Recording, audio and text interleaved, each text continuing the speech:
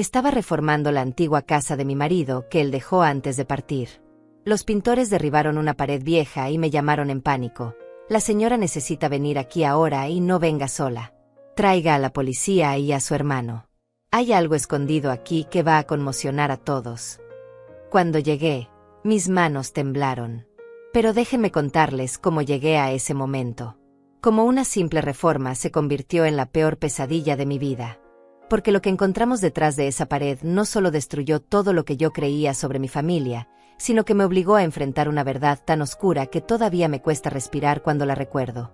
Si están escuchando esto, si alguna vez confiaron ciegamente en alguien, si alguna vez pensaron que el amor familiar era inquebrantable, les pido que presten atención. Porque lo que me pasó a mí puede pasarle a cualquiera. Y cuando sucede, cuando descubres que las personas que más amas son capaces de traicionarte de la forma más vil, algo dentro de ti muere para siempre. Todo comenzó 3 años después de la muerte de Manuel, mi esposo. 40 años de matrimonio, 40 años de construir una vida juntos, de levantar una familia, de soñar con un futuro tranquilo. Manuel era un hombre bueno, trabajador, honesto. O eso creía yo. Trabajó toda su vida como comerciante, vendiendo telas en el mercado central. No éramos ricos, pero nunca nos faltó nada. Teníamos nuestra casa en la ciudad, pequeña pero acogedora, y esa otra propiedad en las afueras, la casa vieja que Manuel había comprado cuando éramos jóvenes. Decía que algún día la arreglaríamos y nos mudaríamos allí para disfrutar la vejez en paz, rodeados de árboles y silencio. Pero la vida tiene otros planes. Manuel murió de un infarto hace 3 años, un martes por la mañana, mientras tomaba su café. Ni siquiera tuve tiempo de despedirme. Se fue así, de repente, dejándome sola con los recuerdos y un vacío tan grande que creí que nunca podría llenarlo. Los primeros meses fueron un infierno. Me levantaba cada día esperando verlo sentado en la mesa del desayuno, esperando escuchar su voz llamándome desde la sala. Pero solo había silencio. Un silencio pesado, asfixiante, que me recordaba que estaba sola. Mi hijo Fernando fue mi apoyo en esos días oscuros. O al menos eso parecía. Venía a visitarme seguido, me ayudaba con los trámites del funeral, con los papeles del seguro, con todo lo que yo no tenía fuerzas para enfrentar. Aurelia, me decía, no te preocupes por nada. Yo me encargo de todo. Tú solo descansa y trata de recuperarte. Y yo le creí. Le creí porque era mi hijo, porque pensé que el dolor de perder a su padre lo había hecho más maduro, más responsable, más cercano a mí. Qué tonta fui. Qué ciega estuve. Fernando insistió en quedarse con las llaves de la casa vieja, esa propiedad en las afueras que Manuel tanto amaba. Dijo que la revisaría de vez en cuando, que se aseguraría de que todo estuviera en orden, que no se deteriorara más de lo que ya estaba. Yo acepté sin pensarlo 2 veces. ¿Para qué iba a necesitar yo esas llaves si apenas tenía fuerzas para salir de mi propia casa? La verdad es que ni siquiera quería ir a ese lugar.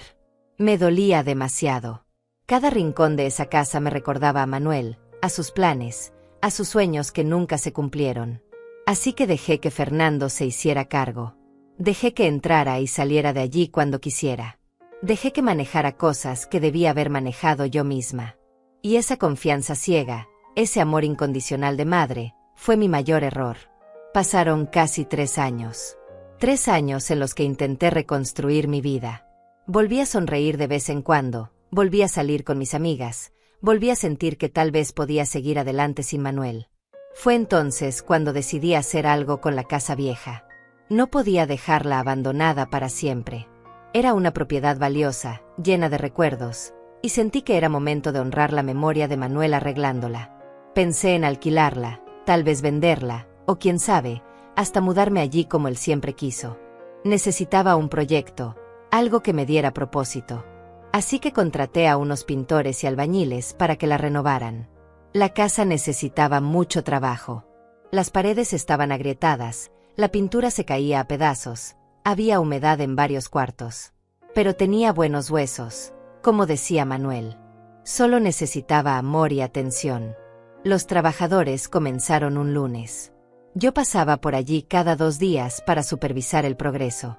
Me gustaba ver cómo la casa cobraba vida de nuevo, cómo los colores frescos reemplazaban la mugre y el abandono. Había algo terapéutico en eso, como si al renovar la casa también estuviera renovando una parte de mí. Víctor, el capataz, era un hombre serio y trabajador. Me mantenía informada de todo, me mostraba cada avance, cada problema que surgía. Confiaba en él. Pero nada, absolutamente nada, me preparó para lo que estaba por venir. Ese miércoles por la tarde yo estaba en la florería, como les dije al principio, comprando rosas blancas para llevar al cementerio. Era el aniversario de la muerte de Manuel y yo seguía con esa tradición de visitarlo cada semana, de hablarle, de contarle cómo estaba, de decirle cuánto lo extrañaba.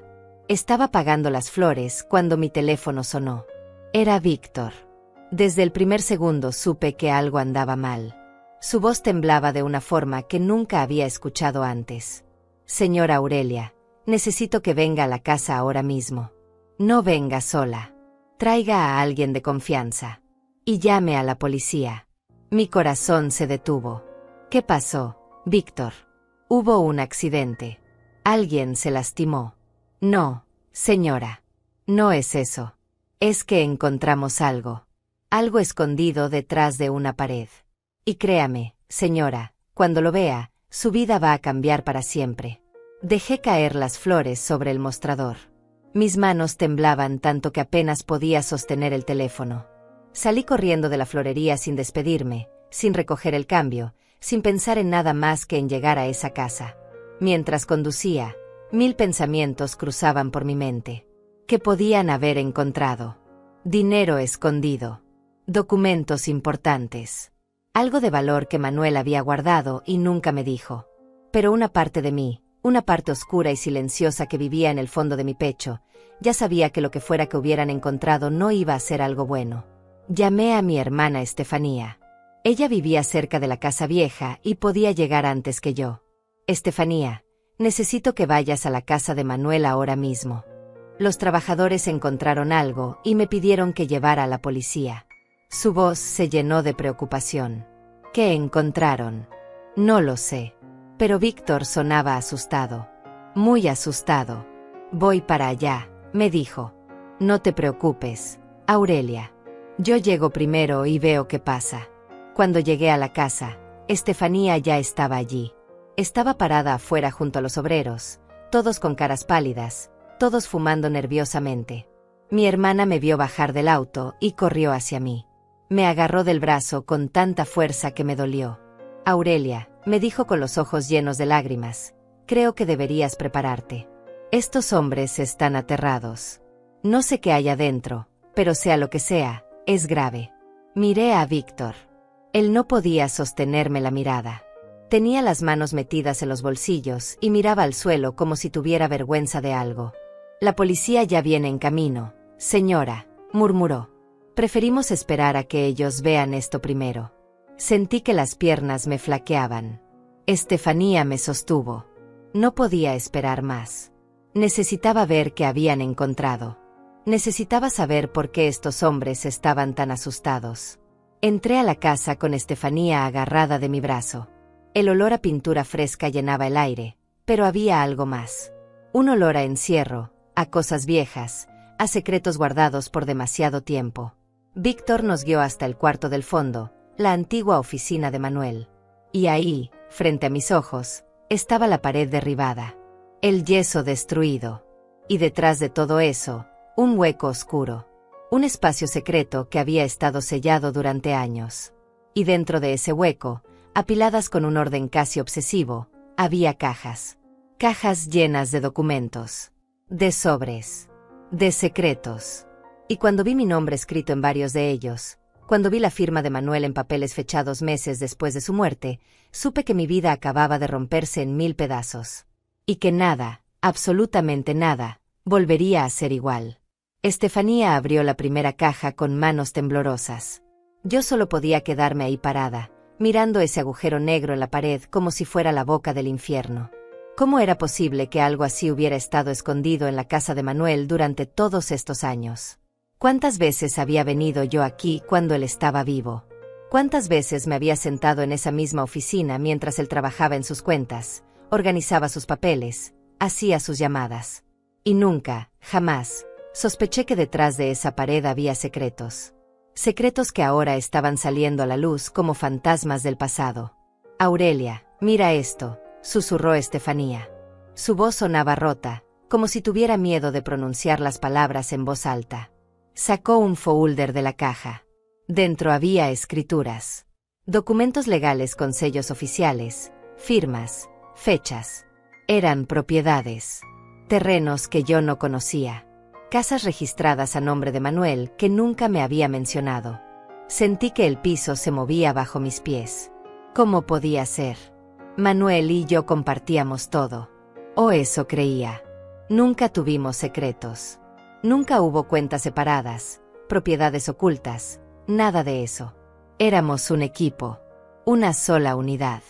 O al menos eso fue lo que yo pensé durante 40 años de matrimonio. Pero lo peor no eran las escrituras. Lo peor era lo que venía después. Estefanía sacó otro documento y su cara se puso blanca como el papel. Esto no puede ser real, murmuró. Me mostró el papel con manos temblorosas. Era un extracto bancario. Una cuenta a nombre de Manuel Mendoza. Pero las transacciones eran recientes. Muy recientes. Había movimientos de hace 6 meses. De hace 3 meses. De hace apenas 4 semanas. Retiros grandes. Transferencias de miles de dólares. Mi cerebro no podía procesar lo que estaba viendo. Manuel llevaba 3 años muerto. 3 años enterrado en el cementerio municipal. ¿Cómo diablos podía haber movimientos bancarios a su nombre si él ya no estaba aquí? Estefanía me miró con lágrimas corriendo por sus mejillas. Alguien está usando su identidad, Aurelia. Alguien ha estado robándote durante años. Víctor y los otros trabajadores se mantuvieron afuera, dándonos espacio. Podía escuchar sus voces bajas, nerviosas, preguntándose qué clase de problema habían destapado. Yo también me lo preguntaba. Seguí revisando las cajas con Estefanía. Cada documento que encontrábamos era peor que el anterior. Había contratos de venta de propiedades firmados después de la muerte de Manuel. Había cheques cobrados con su firma. Había recibos de transferencias bancarias enormes. $50,000 aquí, 35,000 allá, 20,000 más allá. Todo el dinero saliendo de cuentas que supuestamente pertenecían a mi difunto esposo. Y la firma. Dios mío, la firma era perfecta. Era idéntica a la de Manuel. Cada curva, cada letra, cada detalle. Quien fuera que estuviera haciendo esto, conocía su firma a la perfección. La había estudiado. La había practicado. Y la estaba usando para robar. Entonces encontré algo que me heló la sangre. Era una carpeta marcada con las palabras transferencia de herencia. La abrí con dedos temblorosos. Dentro había un documento legal que declaraba que yo, Aurelia Ramírez de Mendoza, había renunciado voluntariamente a todos los derechos sobre las propiedades de Manuel.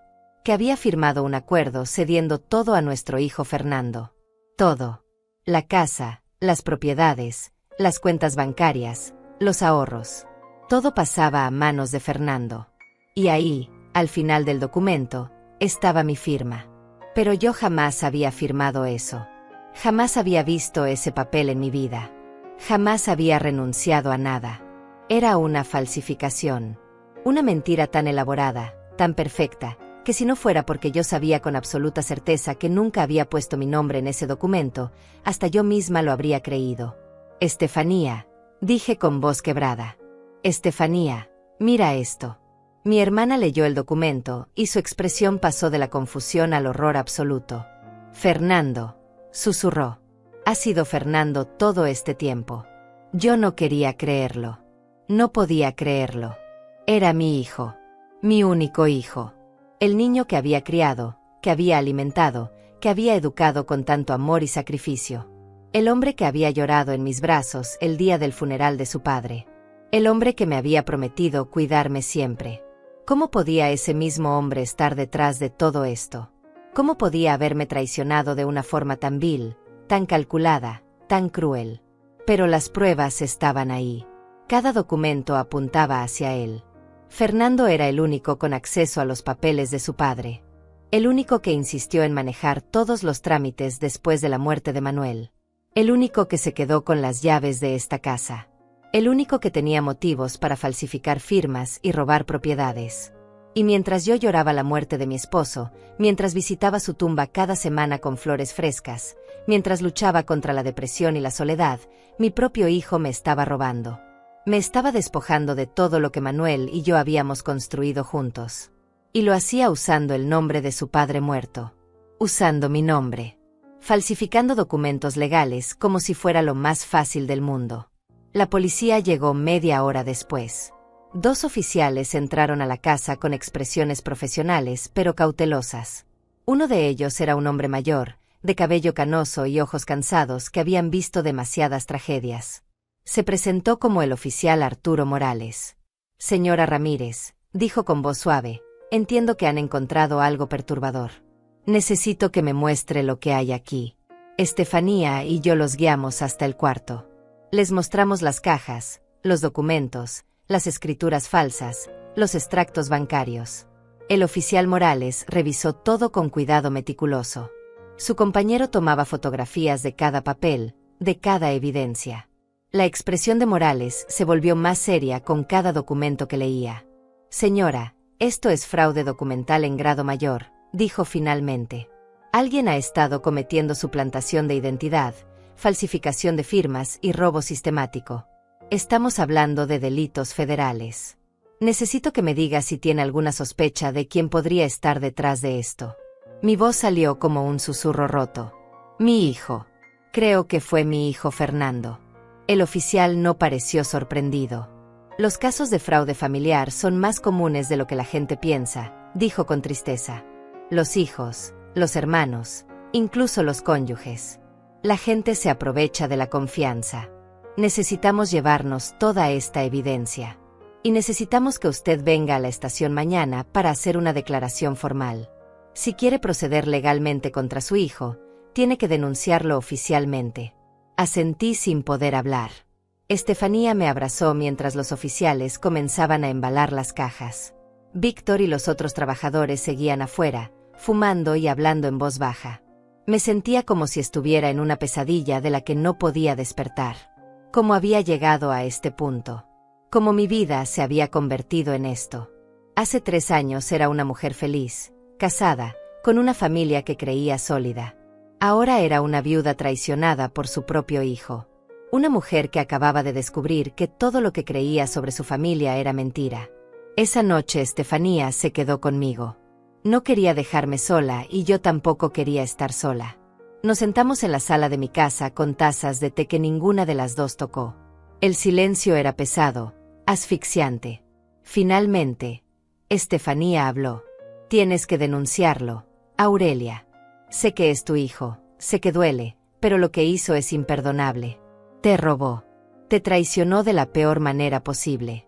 Y si no lo detienes ahora, va a seguir haciéndolo. Va a dejarte sin nada. Yo sabía que tenía razón. Pero la idea de denunciar a mi propio hijo me destrozaba. Había pasado tanto tiempo cuidándolo, protegiéndolo, amándolo incondicionalmente. Y ahora tenía que convertirme en la persona que lo llevaría ante la justicia. Pensé en todas las veces que Fernando vino a visitarme después de la muerte de Manuel. Todas las veces que me abrazó y me dijo que todo estaría bien. Todas las veces que insistió en ayudarme con los papeles, con las cuentas, con todo. Y ahora entendía por qué. No era amor. No era preocupación filial. Era pura ambición. Pura codicia. Estaba esperando que Manuel muriera para poder robar su identidad.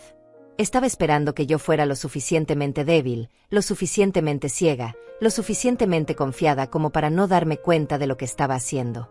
Recordé el día del funeral. Fernando estaba parado junto a mí frente al ataúd de su padre. Lloraba. O al menos eso parecía. Ahora me preguntaba si esas lágrimas eran reales o solo parte de su actuación. Me preguntaba si en ese momento, mientras yo me despedía del amor de mi vida, él ya estaba planeando cómo robarme. Cómo usar la muerte de su padre para enriquecerse. La idea me enfermaba. Me hacía querer vomitar. Mi propio hijo. La persona que había salido de mi cuerpo. La persona a la que había dado todo. Me había convertido en su víctima. A la mañana siguiente llamé a Mauricio, el abogado que había sido amigo cercano de Manuel. Mauricio había ayudado a mi esposo con algunos asuntos legales cuando estaba vivo. Era un hombre honesto, confiable, alguien en quien podía confiar. Le expliqué todo lo que habíamos encontrado. Hubo un largo silencio al otro lado de la línea. Finalmente, habló. Aurelia, necesito que vengas a mi oficina hoy mismo. Trae todos los documentos que tengas. Esto es muy grave. Si tus sospechas son correctas, estamos hablando de un fraude masivo que ha estado ocurriendo durante años. Necesitamos actuar rápido antes de que Fernando se dé cuenta de que lo descubriste y trate de destruir más evidencia o transferir más activos. Esa misma tarde fui a la oficina de Mauricio. Estefanía vino conmigo. Llevamos copias de todos los documentos que la policía nos había permitido conservar. Mauricio los revisó con expresión cada vez más sombría. Cuando terminó, se quitó los lentes y se frotó los ojos con cansancio. Aurelia, esto es peor de lo que pensaba. Fernando no solo falsificó firmas y robó dinero. También vendió propiedades que legalmente te pertenecían.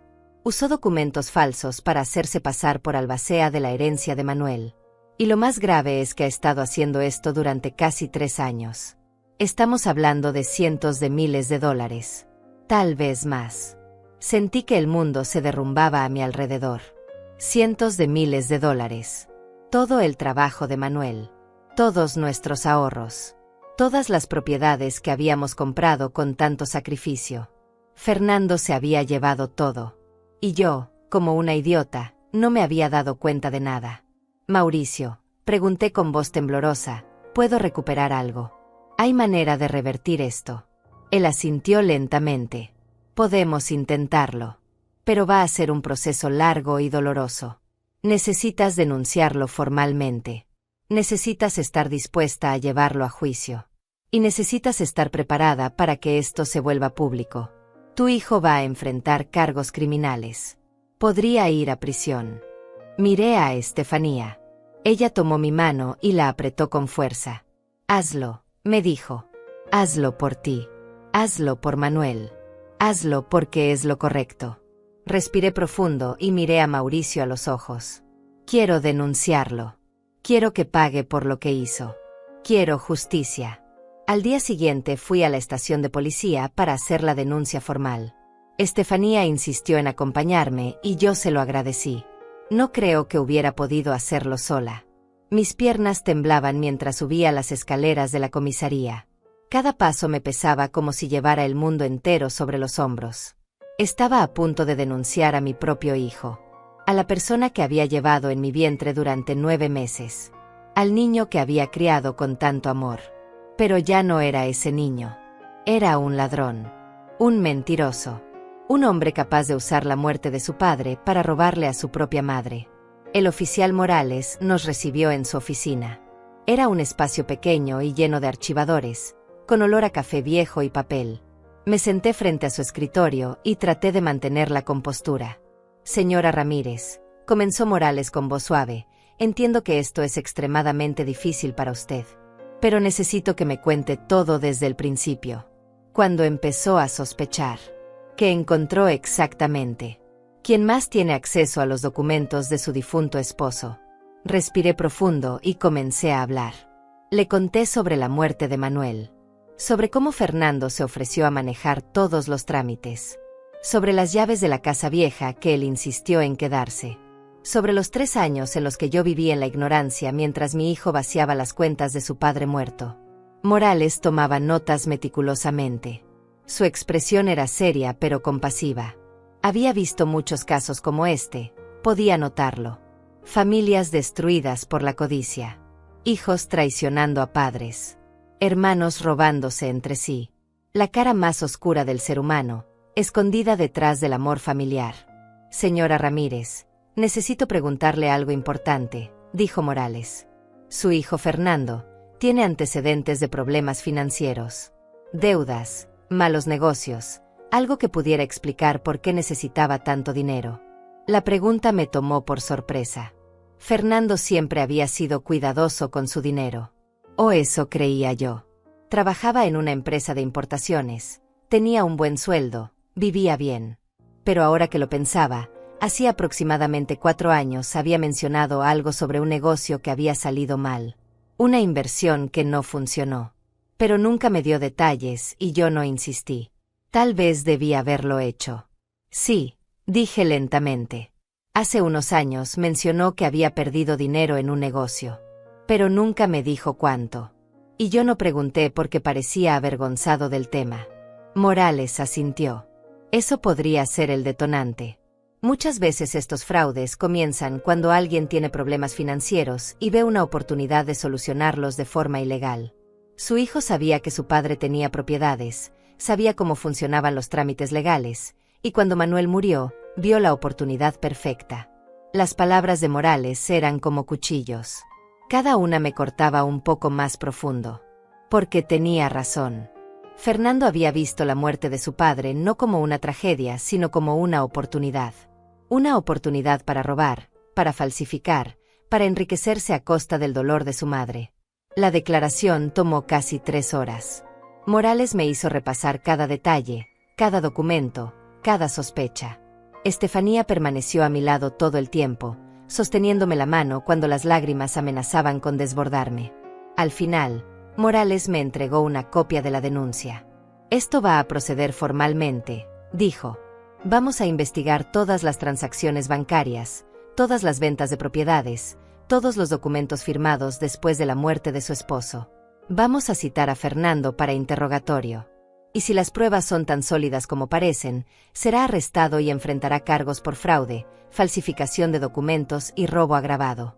Podría pasar entre 5 y 15 años en prisión. 15 años. Mi hijo podría pasar 15 años en la cárcel. Parte de mí se sentía devastada por esa posibilidad. Pero otra parte, una parte más fuerte y más enojada, pensaba que se lo merecía. Que lo que había hecho era imperdonable y que tenía que pagar por ello. Salí de la comisaría sintiéndome vacía. Estefanía me llevó a su casa. No quería que estuviera sola esa noche. Preparó la cena, pero yo apenas pude comer. Todo me sabía a ceniza. Mi teléfono sonó varias veces.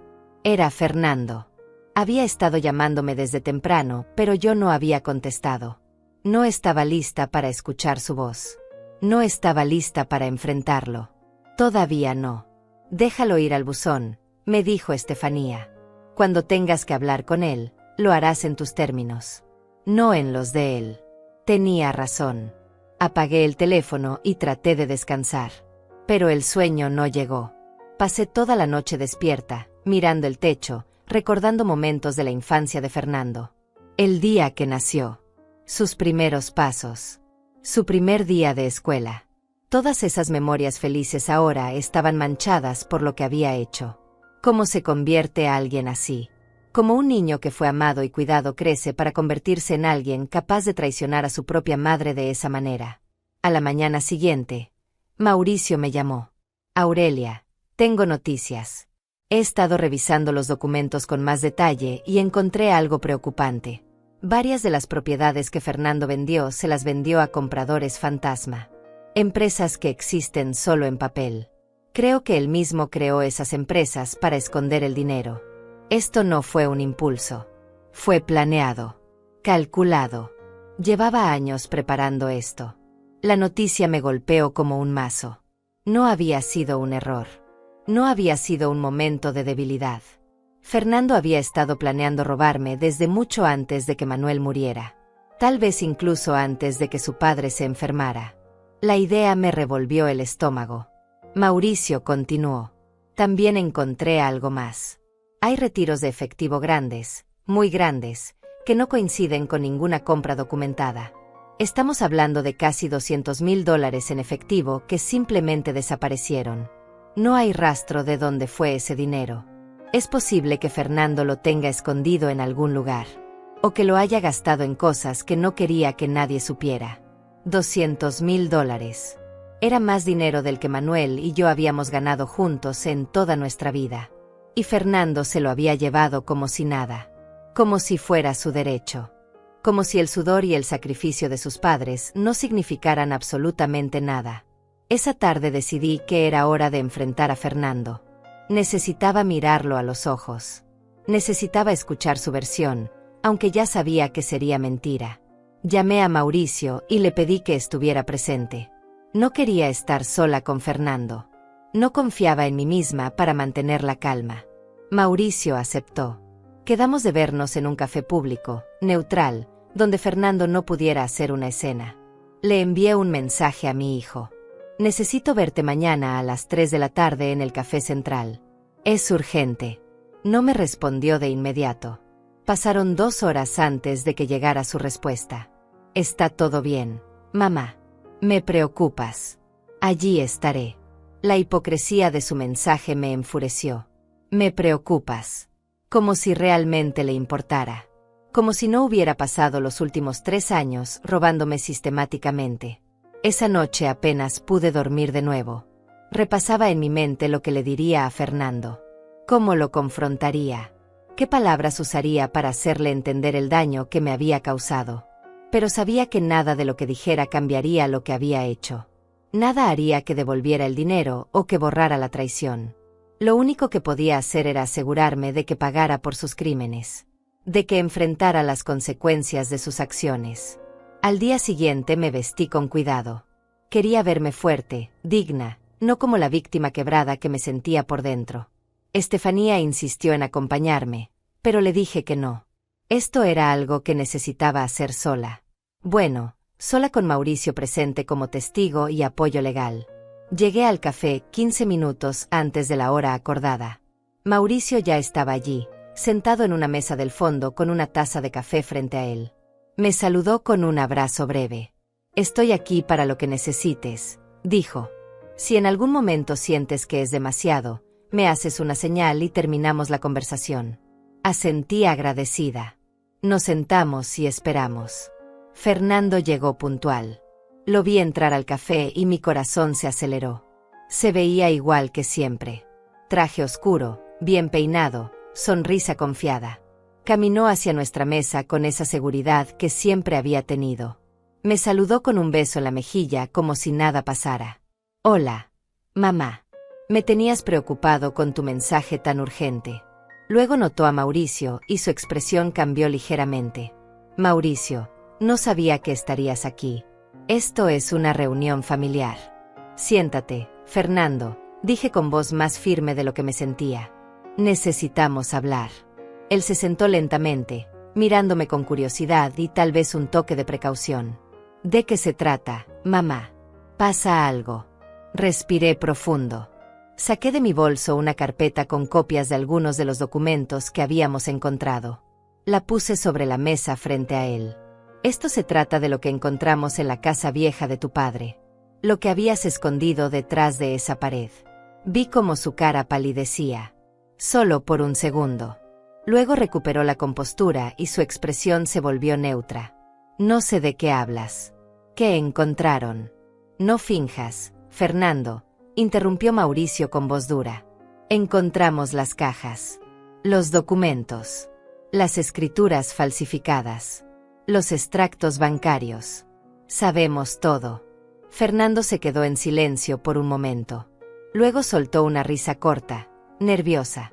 Creo que hay un malentendido, dijo. Esos documentos son de trámites que hice después de que papá murió. Trámites legales normales. Yo era su albacea. Tenía derecho a manejar sus asuntos. Eres un mentiroso, dije y mi voz tembló de rabia contenida. No eras el albacea de nada. Falsificaste documentos para hacerte pasar por albacea. Falsificaste mi firma para renunciar a mi herencia. Usaste la identidad de tu padre muerto para vaciar cuentas bancarias y vender propiedades que me pertenecían. Y lo has estado haciendo durante 3 años mientras yo lloraba su muerte y confiaba en ti ciegamente. La máscara de Fernando comenzó a resquebrajarse. Su mandíbula se tensó. Sus ojos se volvieron fríos. Tenía derecho a ese dinero, dijo con voz baja y peligrosa. Papá siempre dijo que todo sería para mí algún día. Yo era su hijo. Su heredero. Ese dinero era mío por derecho. Ahí estaba. La verdad saliendo finalmente.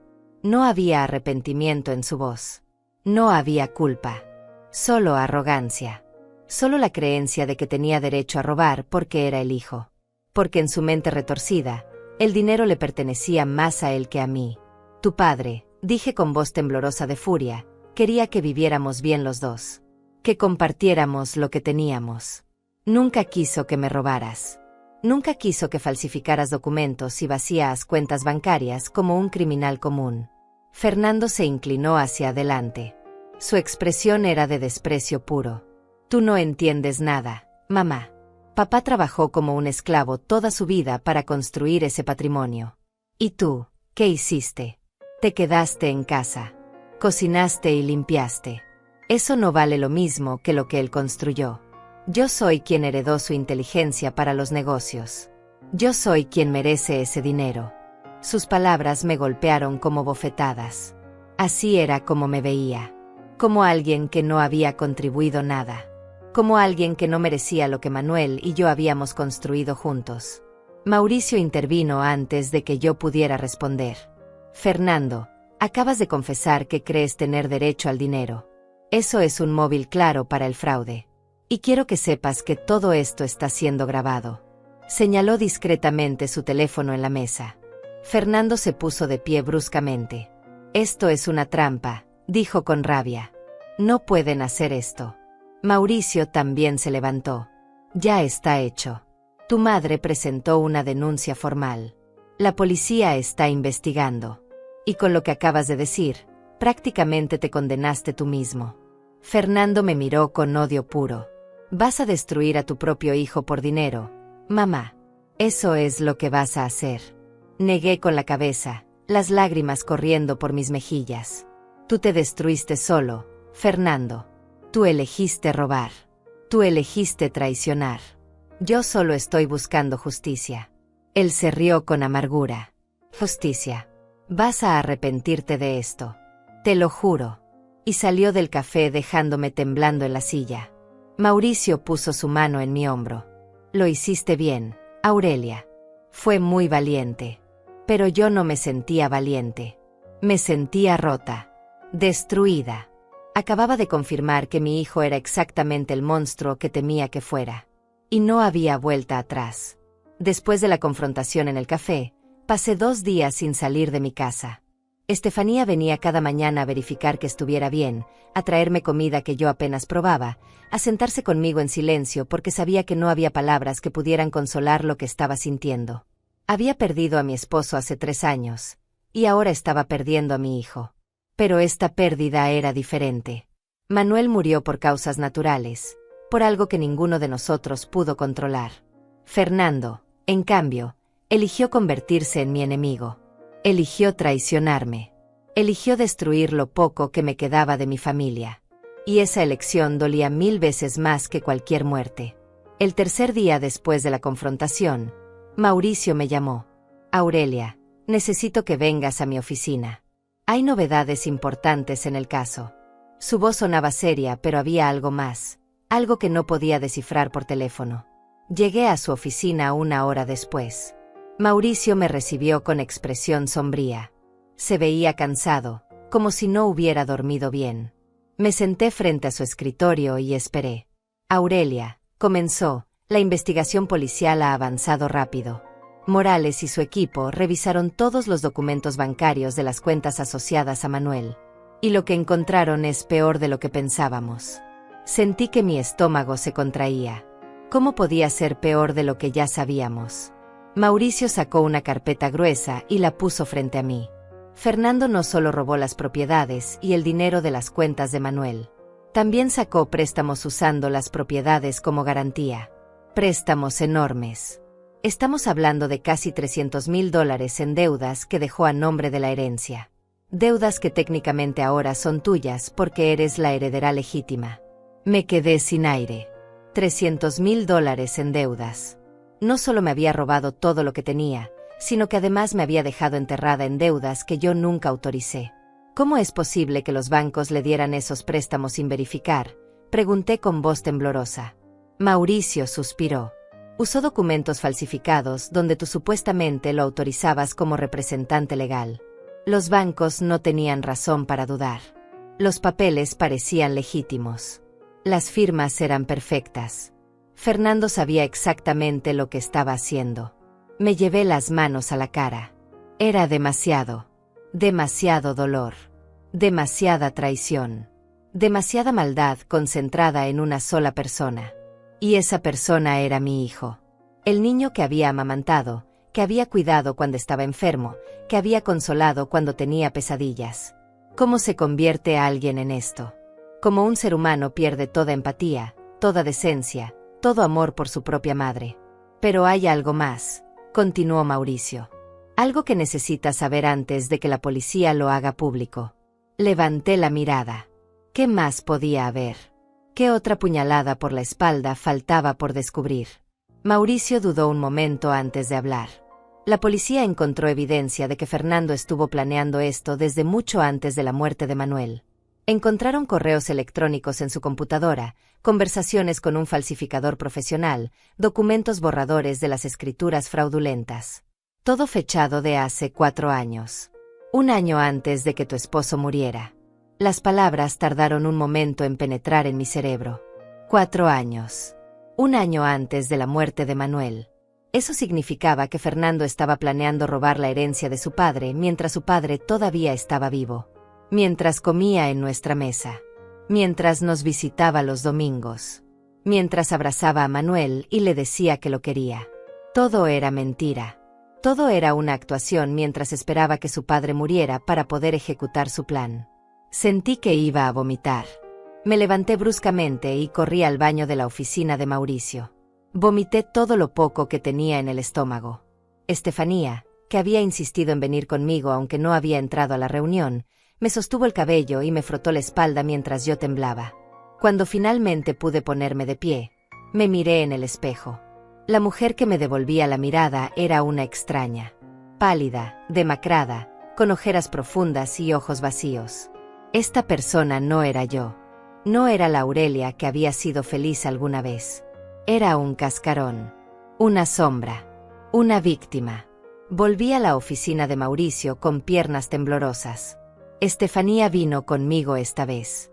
Se sentó a mi lado y tomó mi mano. Mauricio nos miró con compasión. Sé que esto es devastador, Aurelia. Pero necesitas saber todo. La policía también encontró que Fernando tiene una segunda familia. Una amante y 2 hijos pequeños que tú no conocías. Ha estado manteniendo 2 hogares durante los últimos 5 años. Y todo ese dinero que robó, gran parte fue para mantener esa vida secreta. El mundo se detuvo. Fernando tenía otra familia. Hijos que yo no conocía. Nietos que nunca había visto. Y todo mantenido con el dinero robado a su padre muerto y a su madre viuda. Estefanía apretó mi mano con fuerza. «Hijo de puta», murmuró. «Perdón, Aurelia, pero tu hijo es un maldito hijo de puta». No podía estar más de acuerdo. Fernando no solo era un ladrón. Era un mentiroso patológico que había construido toda una vida paralela basada en fraude y traición. Su esposa, una mujer llamada Daniela que yo había conocido en algunas cenas familiares, no sabía nada de esto. La policía ya la había contactado. Estaba devastada, en shock, considerando el divorcio. Porque tampoco ella sabía de dónde venía realmente el dinero que Fernando gastaba tan libremente. También era una víctima de sus mentiras. Mauricio continuó explicando. La policía va a arrestar a Fernando en las próximas 48 horas. Tienen suficiente evidencia para acusarlo formalmente de fraude agravado, falsificación de documentos, robo y suplantación de identidad. Está mirando entre 10 y 20 años de prisión si es encontrado culpable. Y con la evidencia que tienen, es casi seguro que lo será. 20 años.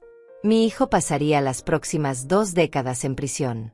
Parte de mí sentía un alivio oscuro y culpable por eso. Otra parte, la parte que todavía era madre a pesar de todo, sentía un dolor profundo e inevitable. Porque a pesar de lo que había hecho, a pesar de lo monstruoso que había resultado ser, seguía siendo mi hijo. Y no hay forma de apagar ese amor maternal completamente, aunque quisiera. Esa noche, sola en mi casa, comencé a recordar cosas. Pequeños detalles que en su momento no me parecieron importantes, pero que ahora cobraban un significado siniestro. Recordé cómo Fernando insistió en manejar el funeral de Manuel. Cómo se ofreció a pagar todos los gastos y luego me pidió que le reembolsara de las cuentas de Manuel. Dinero que probablemente nunca llegó a pagar el funeral, sino que se quedó en su bolsillo. Recordé como siempre tenía una excusa cuando le preguntaba por los trámites de la herencia. Que los abogados estaban lentos. Que el papeleo era complicado. Que no me preocupara, que él se encargaba. Y yo, como una idiota, le creí. Confié en él ciegamente porque era mi hijo y porque estaba demasiado hundida en mi dolor como para cuestionar nada. Recordé también las veces que Fernando venía a visitarme con regalos caros. Un reloj nuevo. Un bolso de marca. Decía que le estaba yendo bien en el trabajo, que había recibido bonos. Ahora entendía de dónde salía ese dinero. Era mi dinero. El dinero de Manuel. El dinero que nos había costado años de trabajo duro ahorrar. Y él lo gastaba en lujos y en mantener a su familia secreta mientras yo vivía con lo mínimo, tratando de estirar mi pequeña pensión porque pensaba que eso era todo lo que tenía. La rabia que sentí en ese momento fue tan intensa que tuve que sentarme y respirar profundo para no gritar. Al día siguiente recibí una llamada de una mujer que se identificó como Marcela, una vecina de la casa vieja. «Señora Aurelia», dijo con voz nerviosa, «sé que no nos conocemos bien, pero necesito hablar con usted sobre su hijo Fernando. ¿Puede venir a mi casa? Hay algo que necesita saber». Fui esa misma tarde. Marcela vivía a 3 casas de distancia de la propiedad de Manuel. Era una mujer de unos 50 años, de aspecto sencillo y honesto. Me recibió con té y galletas, pero había tensión en su expresión. «Señora Aurelia», comenzó, «he estado debatiendo si debía decirle esto o no. Pero después de enterarme por los pintores de lo que encontraron en la casa, sentí que tenía que hablar». Me incliné hacia adelante. «¿Qué necesita decirme, Marcela?». Ella respiró profundo. «Durante los últimos 2 años, he visto a Fernando venir a la casa vieja regularmente. A veces con una mujer que no era su esposa. A veces solo. Pero lo extraño es que venía en horas raras. A medianoche. A las 5 de la mañana. Y siempre cargaba cajas o bolsas grandes. Al principio pensé que estaba haciendo limpieza o algo así. Pero una noche, hace como 6 meses, lo vi enterrar algo en el jardín trasero. La miré fijamente. ¿Enterrar algo? ¿Qué? Marcela negó con la cabeza. No lo sé. Era una caja metálica, como una caja fuerte pequeña. La enterró cerca del árbol grande que está al fondo. Yo lo vi desde mi ventana. Pensé en decirle a usted, pero no tenía su número y tampoco quería meterme en problemas familiares. Pero ahora, con todo lo que está pasando, pensé que debía saberlo. Llamé a Mauricio inmediatamente. Le conté lo que Marcela me había dicho. «Necesitamos decirle esto a la policía ahora mismo», dijo. «Si Fernando enterró algo, podría ser dinero en efectivo, documentos adicionales, o evidencia que todavía no hemos encontrado». 1 hora después, la policía estaba en la casa vieja con equipo para excavar. Estefanía y yo observábamos desde la entrada mientras los oficiales marcaban el área cerca del árbol grande y comenzaban a cavar cuidadosamente. No tomó mucho tiempo. A menos de 1 metro de profundidad, encontraron la caja metálica. Era una caja fuerte pequeña, del tipo que se compra en ferreterías. Estaba cerrada con candado. El oficial Morales la abrió con una herramienta especial. Cuando levantó la tapa, incluso desde la distancia pude ver el contenido. Había fajos de billetes. Muchos fajos. También había documentos enrollados y lo que parecían ser joyas. Morales se puso guantes y comenzó a sacar todo metódicamente. Contó el dinero frente a testigos. $85,000 en efectivo. Luego revisó los documentos. Eran más escrituras. Más contratos falsos. Y algo que me heló la sangre. Un pasaporte a nombre de Manuel con la fotografía de Fernando. Mi hijo había planeado no solo robar la identidad de su padre para transacciones bancarias, sino también para viajar. Para desaparecer si era necesario. Para huir con el dinero si alguna vez lo descubrían. Las joyas resultaron ser piezas que pertenecieron a mi madre. Joyas que yo había heredado y que guardaba en una caja de seguridad en el banco. O eso creía. Fernando tenía acceso a esa caja porque yo lo había puesto como contacto de emergencia hace años. Había robado las joyas y las había enterrado junto con el dinero. Eran piezas con valor sentimental inmenso. El collar de perlas de mi abuela. Los aretes de oro de mi madre. El anillo de compromiso que mi padre le dio a mi madre. Todo robado. Todo escondido como si fueran tesoros de pirata. Morales me miró con expresión seria. Señora Ramírez, esto es evidencia de premeditación extrema. Su hijo no solo cometió fraude. Estaba preparándose para huir del país si era necesario. Esto agrava significativamente los cargos. Asentí sin poder hablar. Estefanía me abrazó mientras yo veía cómo la policía embolsaba todo como evidencia. $85,000. Las joyas de mi familia. Un pasaporte falso. Cada descubrimiento era peor que el anterior. Cada pieza de evidencia mostraba un nivel más profundo de traición, de planificación, de maldad pura. Esa noche, Fernando fue arrestado en su casa frente a su esposa Daniela y sus hijos. Me enteré por Morales. Daniela llamó a la policía histérica, sin entender qué estaba pasando. Los niños lloraban. Fue una escena terrible, me dijo Morales.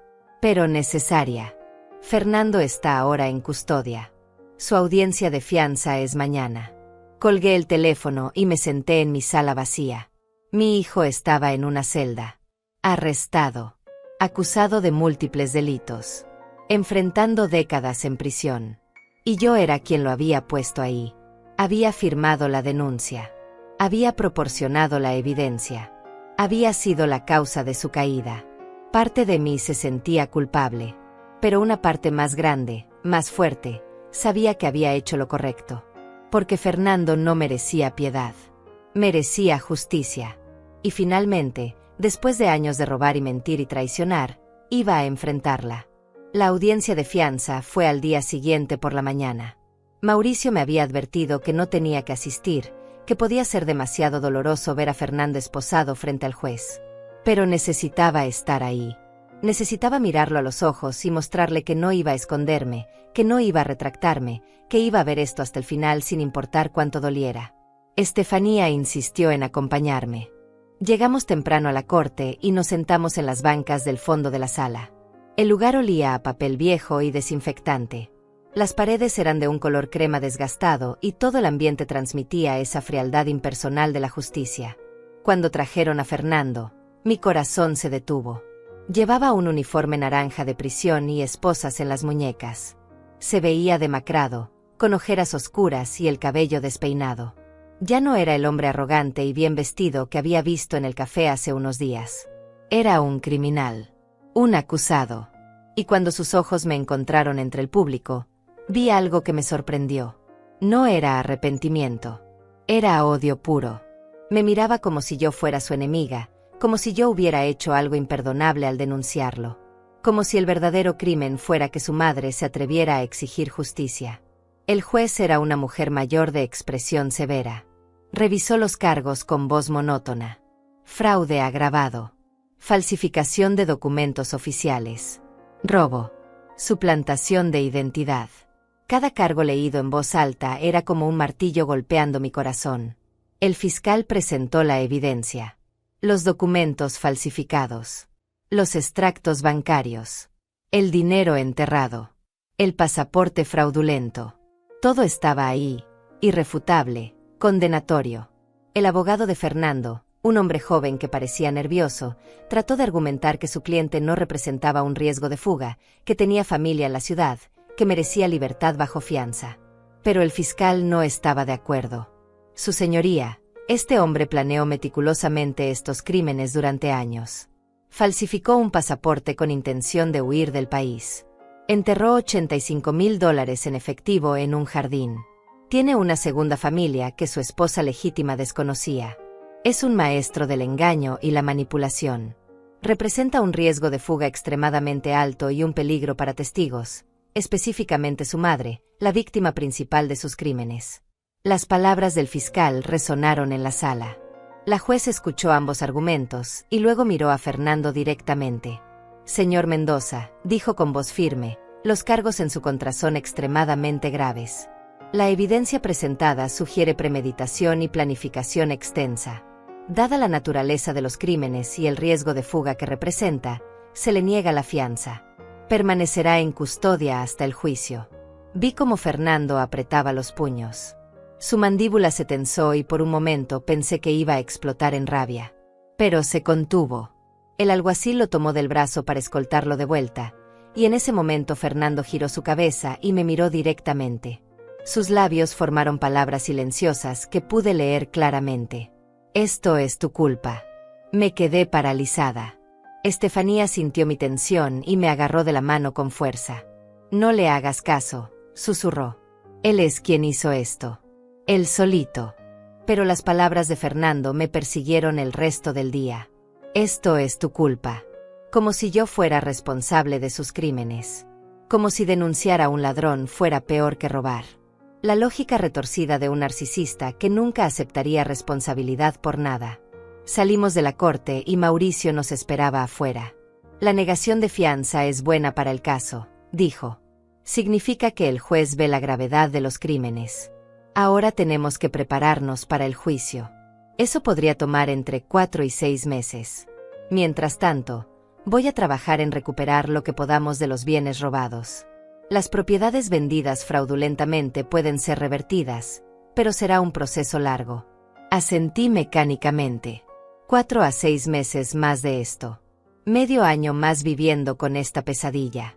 Pero al menos Fernando estaría en prisión, sin poder causar más daño. Esa tarde Daniela, la esposa de Fernando, me llamó. Su voz sonaba quebrada, exhausta. Señora Aurelia, comenzó, sé que no tengo derecho a pedirle nada. Pero necesito hablar con usted. Necesito entender qué pasó. Fernando me ha mentido sobre tantas cosas que ya no sé qué es verdad y qué no. Accedí a verla, aunque parte de mí dudaba si era buena idea. Quedamos en una cafetería neutral al día siguiente. Cuando llegué, Daniela ya estaba ahí, sentada en una mesa del rincón con los ojos rojos de llorar. Se veía 10 años más vieja que la última vez que la había visto, que había sido en una cena familiar hacía casi 2 años. Gracias por venir, dijo cuando me senté frente a ella. Sé que esto debe ser horrible para usted también. Yo solo quiero decirle que no sabía nada. Nada sobre el dinero robado, nada sobre los documentos falsos, nada sobre esa otra mujer y esos otros niños. Fernando me dijo que le estaba yendo muy bien en el trabajo, que había recibido ascensos y bonos. Yo le creí. Fui tan tonta como usted. Sus palabras no eran un consuelo, pero sí me hicieron sentir menos sola en mi dolor. Ambas habíamos sido engañadas por el mismo hombre. Ambas habíamos confiado ciegamente. Ambas habíamos pagado el precio de esa confianza. Le conté todo lo que habíamos descubierto. Los documentos escondidos. El dinero enterrado. La evidencia de años de planificación. Daniela lloraba mientras escuchaba, sacudiendo la cabeza en incredulidad. Como pude no ver nada, murmuraba una y otra vez. ¿Cómo es posible que viviera con un extraño durante todos estos años? Cuando terminé de contarle todo, Daniela me miró con determinación a través de sus lágrimas. Voy a divorciarme de él, dijo. Y voy a testificar en su contra si es necesario. Lo que le hizo a usted es imperdonable. Es su madre, por Dios. La mujer que lo trajo al mundo. Y él la traicionó de la forma más vil posible. No voy a protegerlo. No voy a mentir por él. Si mi testimonio ayuda a que pague por lo que hizo, lo daré. Sentí una oleada de gratitud hacia esta mujer que también era víctima de Fernando. Gracias, Daniela, dije. Sé que esto no es fácil para ti tampoco. Ella negó con la cabeza. Nada de esto es fácil. Pero lo correcto rara vez lo es. Las semanas siguientes fueron un torbellino de reuniones con abogados, declaraciones con la policía y noches sin dormir. Mauricio trabajaba incansablemente para rastrear cada propiedad vendida, cada cuenta vaciada, cada dólar robado. La magnitud del fraude seguía creciendo. No eran solo los 300.000 en préstamos fraudulentos o los 85.000 enterrados en el jardín. Había más. Mucho más. Mauricio descubrió que Fernando había vendido 3 propiedades pequeñas que Manuel tenía en zonas rurales, propiedades que yo ni siquiera sabía que existían porque mi esposo las había comprado como inversión años atrás. Esas ventas sumaban otros $200.000 que habían desaparecido en cuentas fantasma. El total, cuando Mauricio finalmente lo calculó, era devastador. Fernando había robado aproximadamente $650.000 en efectivo, propiedades y bienes. $650,000 que Manuel y yo habíamos acumulado con 40 años de trabajo honesto, de sacrificio, de ahorro.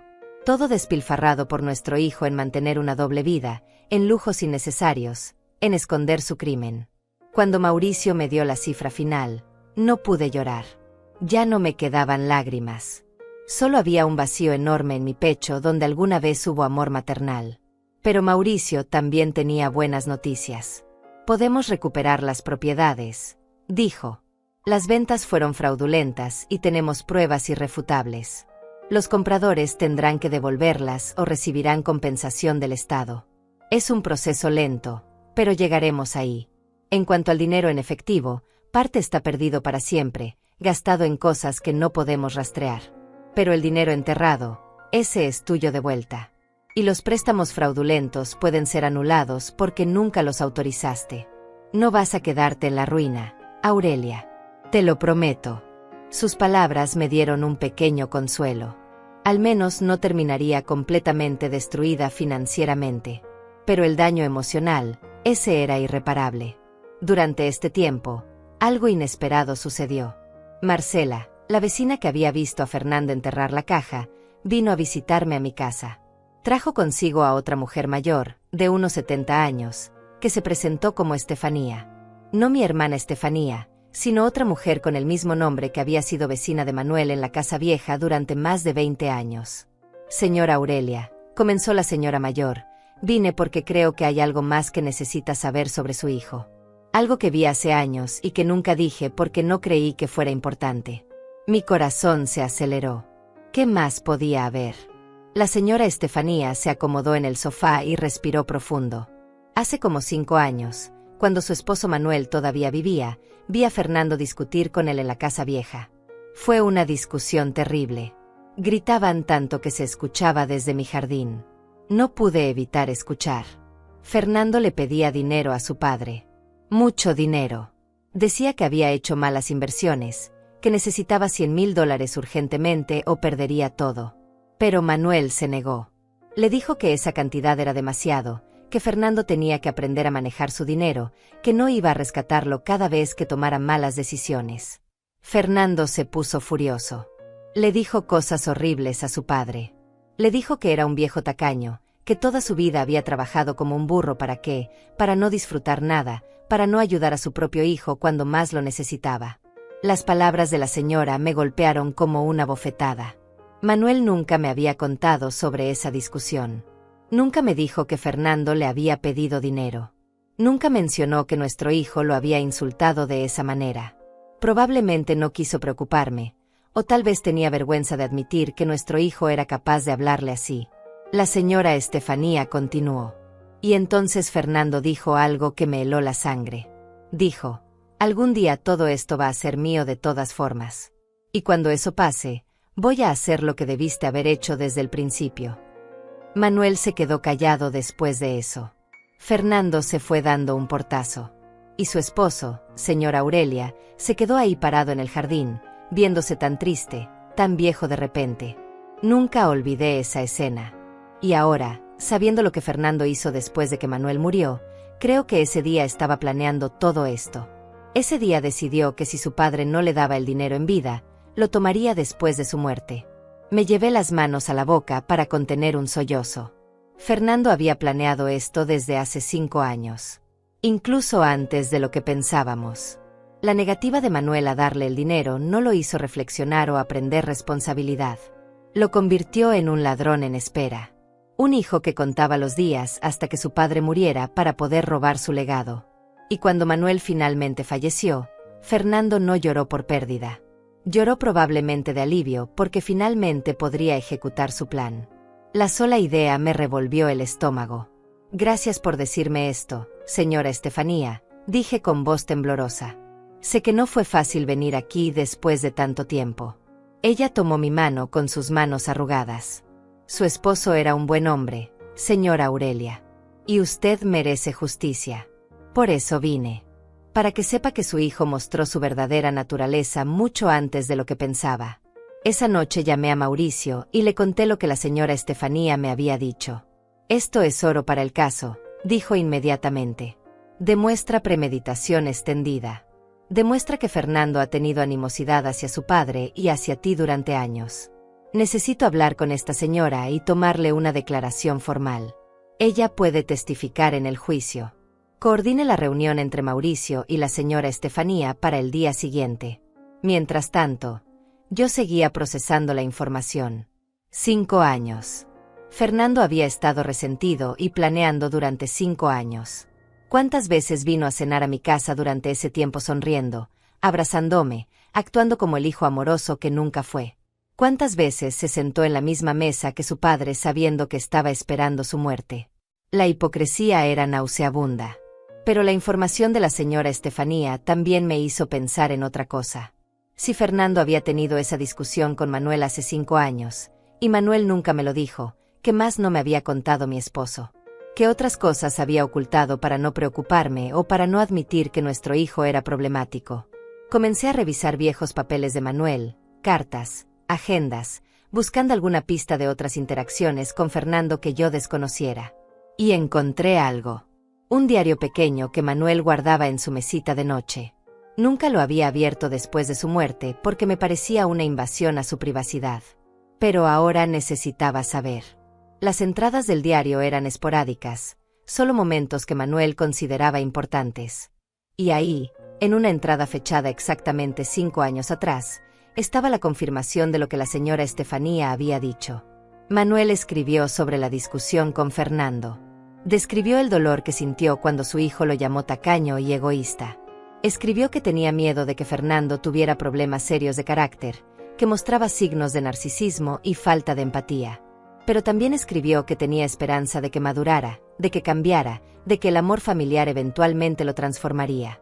Manuel tenía esperanza hasta el final. Y esa esperanza fue en vano. Fernando nunca cambió. Solo se volvió más calculador, más peligroso, más despiadado.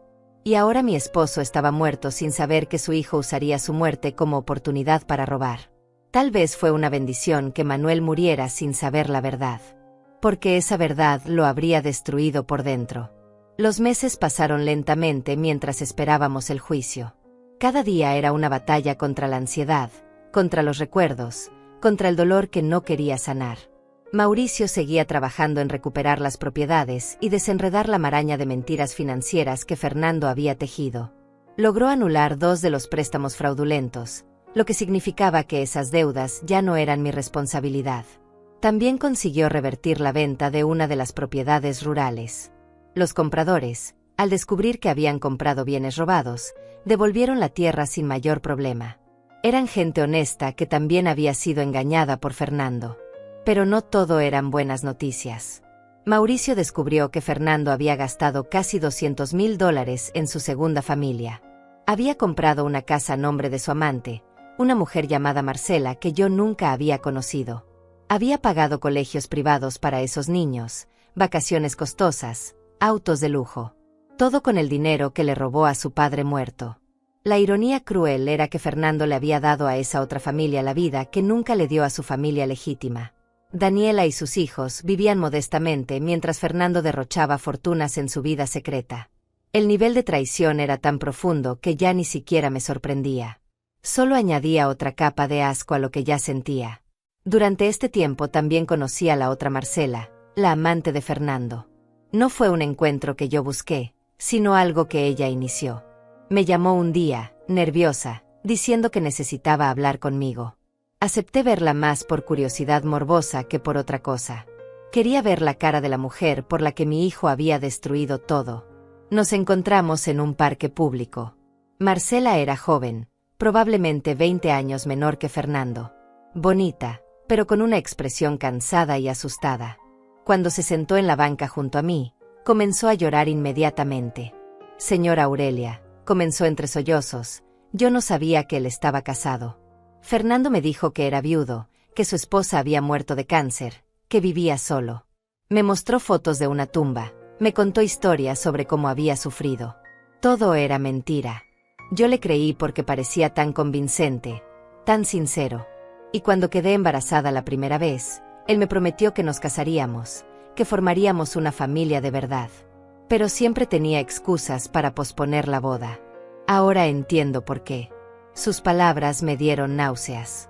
Fernando había usado incluso la muerte ficticia de su esposa como herramienta de manipulación. Había inventado un duelo falso para ganarse la simpatía de esta mujer. El nivel de sus mentiras no tenía fondo. Marcela continuó. Tampoco sabía de dónde venía el dinero. Fernando me dijo que tenía un negocio de importaciones muy exitoso, que había heredado propiedades de su padre. Cuando me compró la casa, pensé que era un hombre generoso que quería darles estabilidad a sus hijos. Nunca imaginé que estaba usando dinero robado. Ahora la policía me dice que tengo que devolver la casa porque fue comprada con fondos ilegales.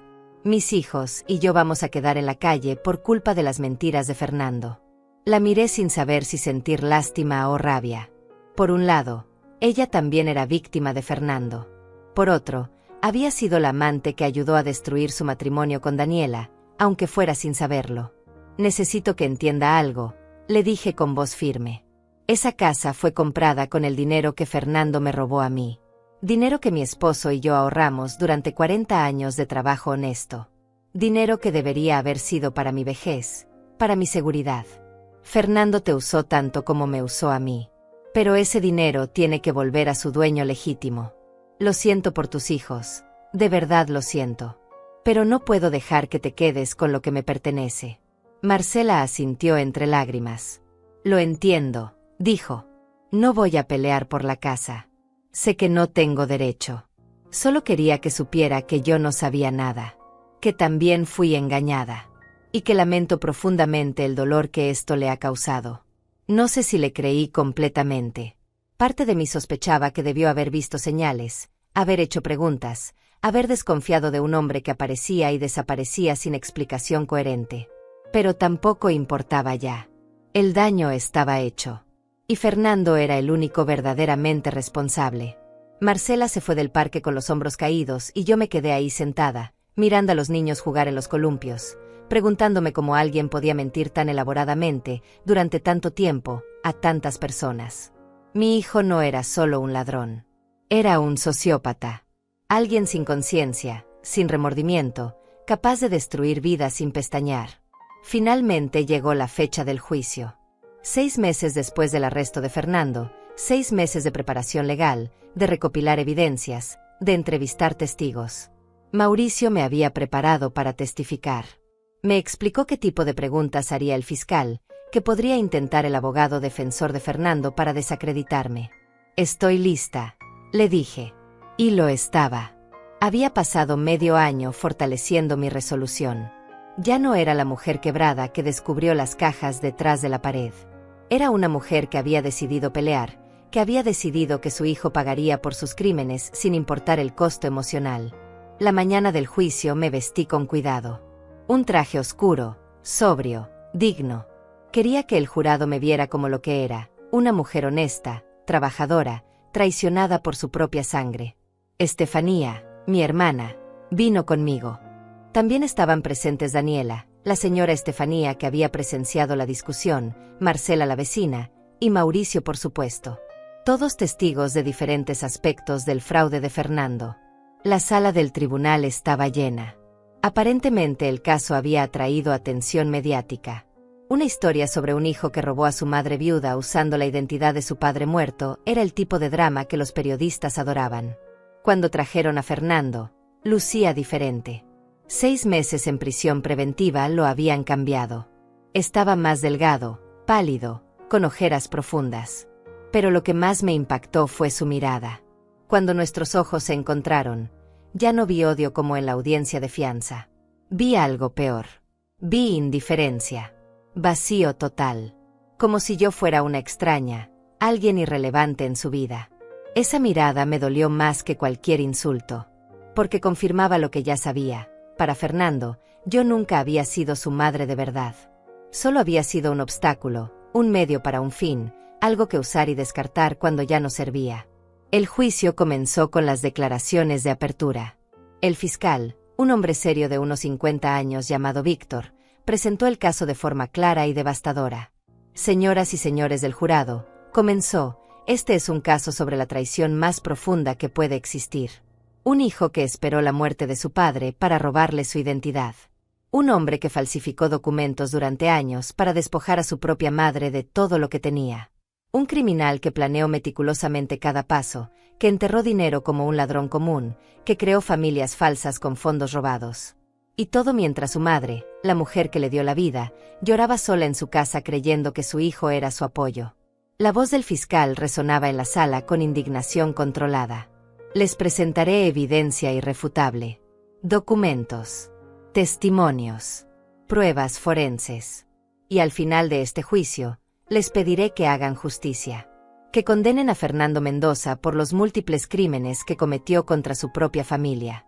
El abogado defensor intentó responder con el argumento de que todo había sido un malentendido, que Fernando había actuado creyendo que tenía autoridad legal. Pero sus palabras sonaban huecas incluso para él mismo. Porque las pruebas eran demasiado claras. Demasiado contundentes. No había forma de negar lo evidente. El primer día del juicio estuvo dedicado a presentar las evidencias físicas. El fiscal Víctor mostró al jurado cada documento falsificado, cada escritura fraudulenta, cada extracto bancario que probaba los retiros ilegales. Proyectó en una pantalla grande las firmas de Manuel y las comparó con las falsificaciones de Fernando. Eran idénticas. Demasiado idénticas. Un experto en grafología testificó que esas firmas habían sido practicadas meticulosamente, probablemente durante meses, hasta alcanzar la perfección. El jurado miraba las pantallas con expresiones de asombro y disgusto. Algunos tomaban notas frenéticamente. Otros simplemente miraban a Fernando con evidente repulsión. Luego vino el testimonio del oficial Morales. Describió con detalle profesional cómo encontraron las cajas escondidas detrás de la pared, cómo excavaron el jardín y encontraron el dinero enterrado, cómo descubrieron el pasaporte falso con la foto de Fernando y los datos de Manuel. Cuando murió su padre, explicó Morales, el acusado no lloró su pérdida. Vio una oportunidad. Usó la identidad de un hombre muerto para cometer fraude masivo durante 3 años. Y lo habría seguido haciendo si los pintores no hubieran derribado esa pared por casualidad. El abogado defensor intentó cuestionar la cadena de custodia de las evidencias, pero era un intento desesperado. Todo había sido manejado correctamente. No había forma de desacreditar las pruebas. El segundo día fue mi turno de testificar. Caminé hacia el estrado con las piernas temblorosas, pero la cabeza en alto. Juré decir la verdad con la mano sobre la Biblia y me senté frente al micrófono. El fiscal Víctor se acercó con expresión amable. Señora Ramírez, comenzó, cuéntele al jurado sobre su relación con su hijo Fernando antes de estos eventos. Respiré profundo. Fernando era mi único hijo, dije. Lo crié sola cuando era pequeño porque Manuel trabajaba largas horas. Le di todo lo que pude. Amor, educación, valores. O al menos eso intenté. Cuando su padre murió, Fernando se ofreció a ayudarme con todos los trámites. Yo estaba destruida por el dolor, apenas podía funcionar. Confié en él completamente. Era mi hijo. Jamás pensé que me traicionaría. El fiscal continuó. Cuando empezó a sospechar que algo andaba mal. Nunca sospeché nada, respondí. Viví 3 años en completa ignorancia. Fernando venía a visitarme, me traía regalos, actuaba como el hijo perfecto. Mientras tanto, estaba vaciando las cuentas de su padre muerto, vendiendo propiedades, falsificando mi firma. Yo no me enteré de nada hasta que los pintores encontraron esas cajas. Mi voz se quebró ligeramente, pero me mantuve firme. ¿Cómo se sintió cuando descubrió la verdad?, preguntó Víctor. Sentí que el mundo se derrumbaba, dije. Porque no solo perdí a mi esposo hace 3 años. Ese día también perdí a mi hijo. Descubrí que el hombre que creía conocer no existía. Que había criado a un extraño capaz de cosas terribles. Entonces el abogado defensor se levantó para interrogarme. Era un hombre joven, nervioso, claramente incómodo con tener que atacar a una anciana viuda. Señora Ramírez, comenzó, ¿es cierto que usted le había dado a Fernando poder legal sobre algunas cuentas después de la muerte de su esposo? No, respondí firmemente. Nunca firmé ningún poder legal. Esos documentos son falsos. Mi firma fue falsificada. El abogado mostró uno de los documentos. Pero esta parece ser su firma. Porque Fernando la copió perfectamente, dije mirándolo a los ojos. Mi hijo es un falsificador experto. Practicó durante meses, tal vez años. Esa no es mi firma real porque yo nunca puse mi nombre en ese papel. El abogado intentó presionarme sobre por qué no había supervisado mejor las finanzas después de la muerte de Manuel, pero el fiscal objetó. La víctima no está en juicio aquí, dijo Víctor con voz dura. El criminal es su cliente. Después de mi testimonio vino Daniela.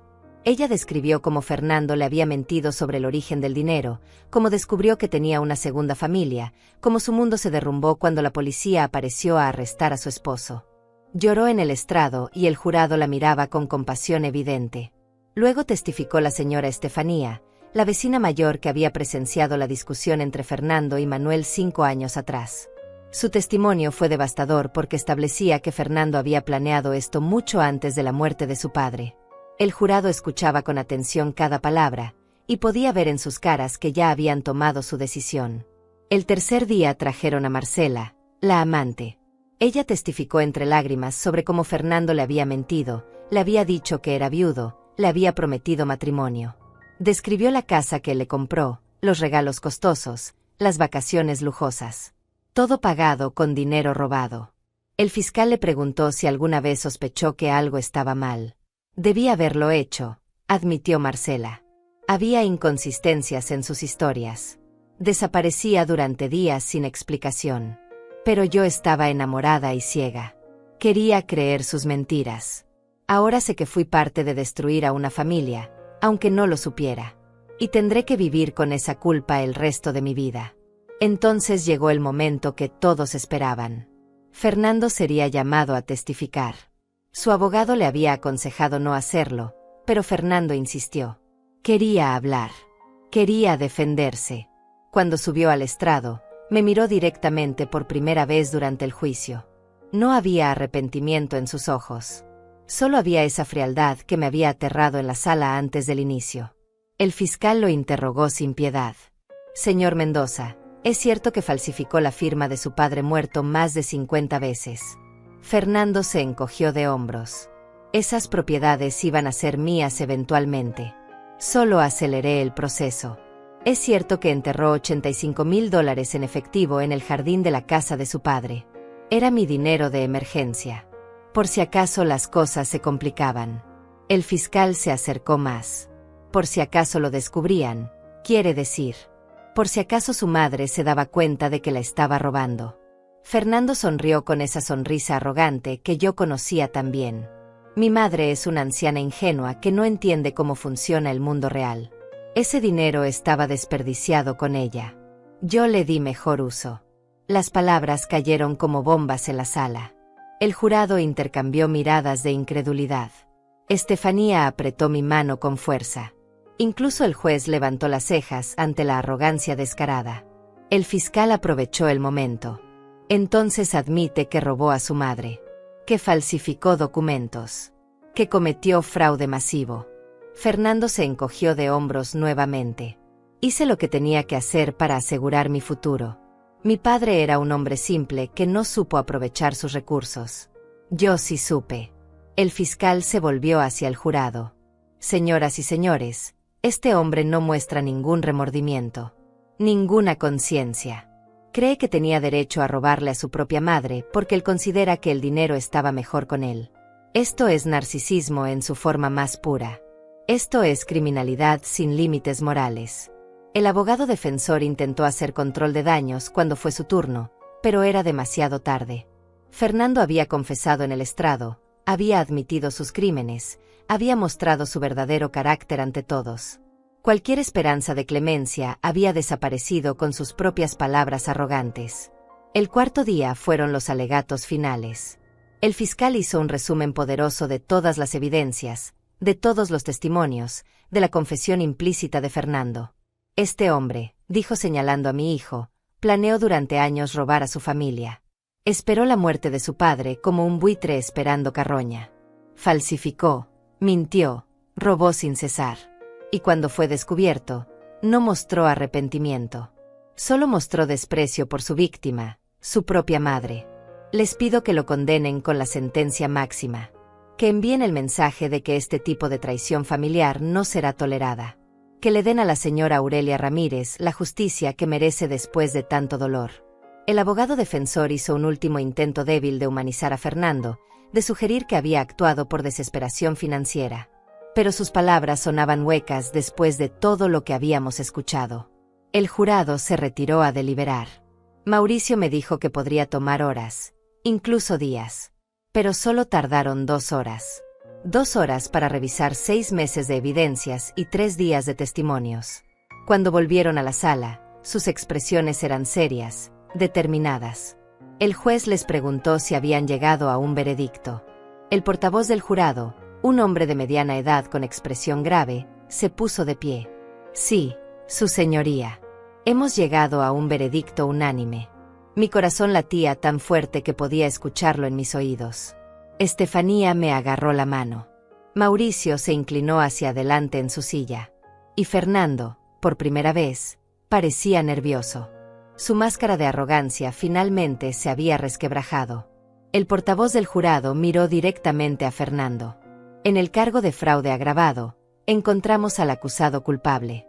En el cargo de falsificación de documentos oficiales, encontramos al acusado culpable. En el cargo de robo en grado mayor, encontramos al acusado culpable. En el cargo de suplantación de identidad, encontramos al acusado culpable. Cada palabra era como un martillo de justicia cayendo sobre mi hijo. Vi cómo su cara se ponía blanca, cómo sus manos temblaban sobre la mesa. Su abogado puso una mano en su hombro, pero Fernando la apartó bruscamente. La juez golpeó su mazo. El veredicto ha sido registrado. La sentencia se dictará en 2 semanas.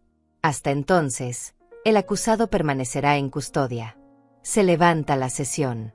Salí de la sala del tribunal sintiendo un peso enorme levantarse de mis hombros. Estefanía me abrazó llorando. Lo lograste, hermana. Le diste la cara a la justicia y ganaste. Mauricio sonreía con satisfacción profesional. Fue un caso perfecto, Aurelia. El jurado no tuvo dudas. Ahora solo falta esperar la sentencia, pero con estos cargos y la confesión de Fernando en el estrado, está mirando entre 15 y 25 años de prisión. Asentí en silencio. 25 años. Mi hijo pasaría las próximas 2 décadas y media en una celda. Tendría 80 y tantos cuando saliera, si es que salía. Y yo probablemente ya no estaría viva para verlo. Esta era realmente una despedida definitiva. 2 semanas después volví a la corte para la sentencia. La sala estaba menos llena esta vez. Solo los directamente involucrados y algunos periodistas. Fernando fue traído con esposas y lucía derrotado. Ya no quedaba nada de su arrogancia. La juez revisó los documentos frente a ella y luego miró a Fernando con expresión severa. Señor Mendoza, comenzó, he revisado cuidadosamente este caso. La evidencia presentada muestra un patrón de comportamiento criminal que comenzó años antes de la muerte de su padre. Usted planeó meticulosamente robar a su propia madre, falsificó documentos durante años, y cuando fue confrontado, no mostró ningún remordimiento. De hecho, en este mismo tribunal, admitió creer que tenía derecho a cometer estos crímenes. Ese nivel de falta de conciencia es profundamente perturbador. La juez hizo una pausa. He considerado todos los factores agravantes. La víctima es su madre anciana. El fraude fue masivo y sistemático. La premeditación fue extensa. No hay evidencia de remordimiento genuino. Por estos cargos combinados, lo sentencio a 22 años de prisión sin posibilidad de libertad condicional durante los primeros 12 años. Adicionalmente, deberá pagar restitución completa a su madre por la cantidad de $650,000 más intereses. Sus bienes serán embargados y vendidos para comenzar a pagar esta deuda. Golpeó el mazo. Que esta sentencia sirva como recordatorio de que la traición familiar no será tolerada en esta corte. Caso cerrado. Vi cómo se llevaban a Fernando. Antes de salir de la sala, giró su cabeza y me miró una última vez. Esperaba ver odio o rabia. Pero lo que vi fue algo diferente. Vi miedo. Por primera vez en todo este proceso, mi hijo parecía asustado de verdad. Asustado de pasar las próximas 2 décadas en prisión. Asustado de enfrentar las consecuencias reales de sus acciones. Y una parte pequeña de mí, la parte que todavía era madre a pesar de todo, sintió una punzada de dolor por él. Pero esa punzada duró solo un segundo. Porque recordé todo lo que me había hecho. Todo el dolor que había causado. Y supe que esta sentencia era justa. Los meses siguientes fueron de reconstrucción lenta. Mauricio trabajó incansablemente para recuperar mis propiedades. Logró revertir la mayoría de las ventas fraudulentas. La casa de Marcela fue embargada y vendida, y ese dinero volvió a mí. Los bienes de Fernando, incluido un auto de lujo que tenía escondido y algunas inversiones, fueron liquidados. En total, recuperé aproximadamente $400,000 de los $650,000 robados. No era todo, pero era suficiente para vivir con dignidad el resto de mis días. Las deudas fraudulentas fueron anuladas completamente. Yo no debía nada a nadie. Daniela se divorció de Fernando y comenzó una vida nueva con sus hijos.